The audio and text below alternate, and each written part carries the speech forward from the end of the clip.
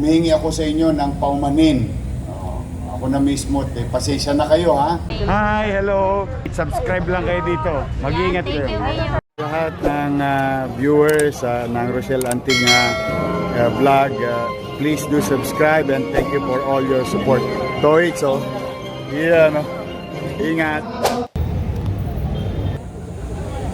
Para sa pagpapatuloy ng ating programa, pakinggan naman natin ang mensahe mula sa pinuno ng aming tanggapan, Ms. Telma L. Perez.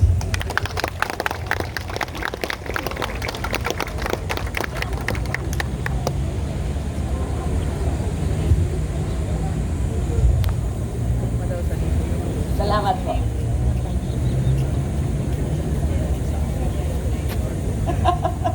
Boss, narinig ko yun. Honorable Mayor Isko Moreno Domagoso, Honorable Vice Mayor Chi Atienza, Chief of Staff Sir Cesar Chavez, Secretary to the Mayor, Seclet Circle, City Administrator Attorney Wardy Quintos, Honorable Councilors, sa lahat po ng mga department heads at sa lahat ng kapwa ko kawani sa paglilingkod sa City Government of Manila, isang mapagpalang umaga po sa inyong lahat. Ang pangunahing gawain po ng CGSO ay bumili ng lahat ng mga kagamitan na pangangailangan nyo sa inyong tanggapan mula sa pinakamalaki hanggang sa pinakamaliit na kagamitan.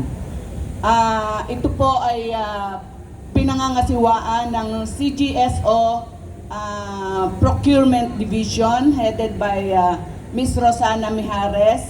At ako po ay natutuwang sabihin sa inyo na kahit na sa dami at tambak ng aming trabaho sa procurement, ay nagagampanan po nila ang kanilang tungkulin dahil sa kasipagan po ng staff ng Procurement Division. Maraming salamat po sa inyo. At ako din naman po ay humihingi ng paumanhin dahil nagkakaroon din naman po kami ng pagkukulang. Dahil hindi naman po lahat ng bagay ay aming kontrolado pagdating po sa procurement. Kaya pasensya na po kayo. At hindi lang po dyan, pagkabili po ng ating mga kagamitan, kami din po ang nangangasiwa sa pangangalaga at inventaryo nito. Sa tuwing katapusan po ng taon, kami po ay nagkakaroon ng annual physical inventory of property, plant, and equipment. Katuwang na po namin ang bawat departamento through your property officer. Maraming salamat po sa suporta at tulong. At pagkatapos, actually ito pong nakaraang Oktubre, kami po ay nagsagawa ng one-time cleansing ng mga property, plant, and equipment. At kami po ay binigyan lamang ng 3 buwan ng Commission on Audit. At sa kagandaang palad po, na-accomplish po namin ito. Sa tulong po ng inyong mga property officer, suporta at kooperasyon, maraming salamat po. At syempre po, sa tulong po ng ating Secretary to the Mayor, Seclet Circle para sa mga movable properties, and Attorney Wardy Quintos para sa mga immovable properties. Maraming salamat po. Sana po, hinihiling ko po ang patuloy niyong suporta upang maisagawa po natin ng maayos ang ating pong mga adhikain. Maraming salamat po. At hindi lang po yan. Last but not the least, ang gawain po ng CGSO ay ang panatilihin ang kalinisan at kaayusan ng ating City Hall building headed by Engineer Michael Ramos. Maraming salamat din po sa kasipagan ng aming JO sa building maintenance. Yan lamang po at umasa po kayo na patuloy po namin gagampanan ang aming tungkulin ng maayos. Ngayon naman po ay ating pakinggan ang mensahe o lingguhang mensahe mula sa ating mahal na alkalde upang magbigay inspirasyon sa panimula ng ating gawain ngayong linggong ito. Honorable Mayor Isko Moreno Domagoso. Maraming salamat po. Thank you, sir.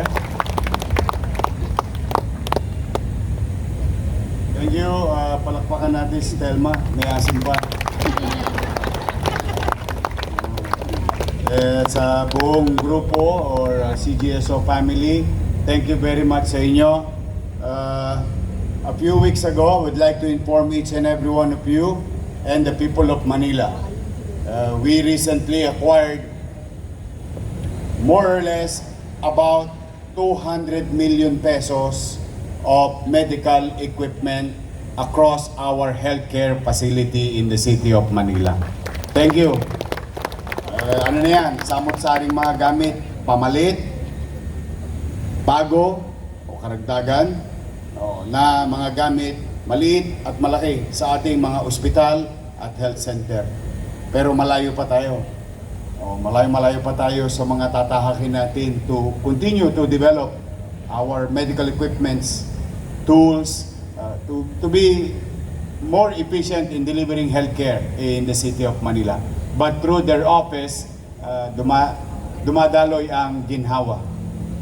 Sa masinop, mainam at mabilis ninyong pagkilos sa CGSO. Thank you very much. Palakpakan natin sila. Total, usapang ginhawa, umihingi ako sa inyo ng paumanin. Ako na mismo, pasensya na kayo ha. Medyo maalikabok, walang parking. Ngayon, dito sa halos lahat sa City Hall, mapapansin ninyo. Pagpaumanin nyo na yun, konting tiis lang. Huwag kayong mag-alala.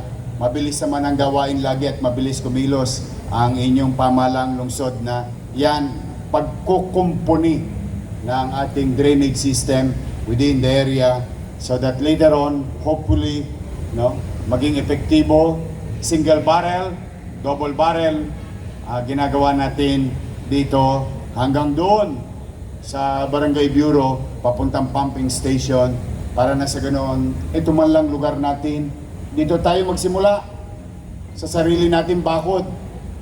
Unti-untiin natin, resolbahin itong mga nangyayari, pagbaha at perwisyon dulot nito sa ating lungsod at sa ating bansa. Unti-unti, may awa ang Diyos, medyo mahal lang. Kaya piyait-piyait lang muna.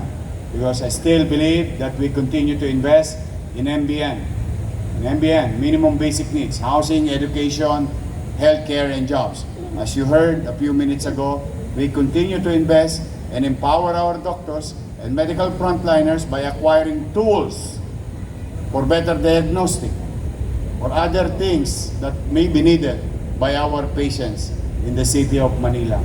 And again, as I have said, agreein mo, kung meron man kayo itatangos ng ilong bilang mga taga Maynila, we are the only local government unit who can conduct angioplasty. Imagine mo yung angioplasty. We started with angiogram.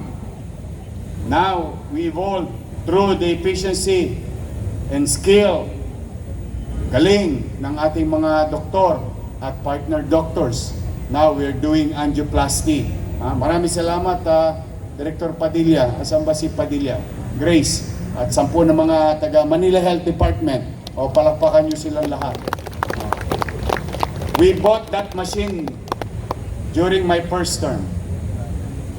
Nag-stagnate, walang gumamit, hindi ginamit, hindi pinatakbo. Ngayon, tumatakbo, nagagamit. Dozens of people already benefited from this expensive, very expensive procedure.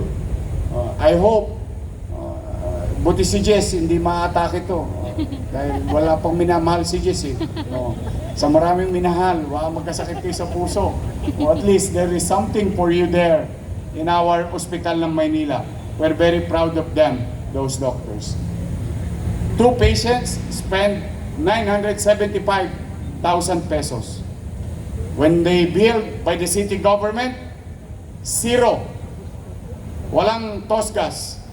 Thank you sa inyo, pati sa mga viewers nyo and followers nyo. Marami na kayong aabangan. Yes, excited Handa na na ba po kayo kami. mapuyat? Yes naman, your man. Ay makapagpasalamat sa inyong lahat. At sa ating mga vloggers, shout out sa lahat ng vloggers. You survive. Abonado pa kayo. Thank you very much sa inyo, ha? Hi, hello. Subscribe lang kayo dito. Mag-iingat kayo. Lahat ng viewers ng Rochelle Anting vlog, please do subscribe and thank you for all your support. Toy, so, yeah, no? Ingat.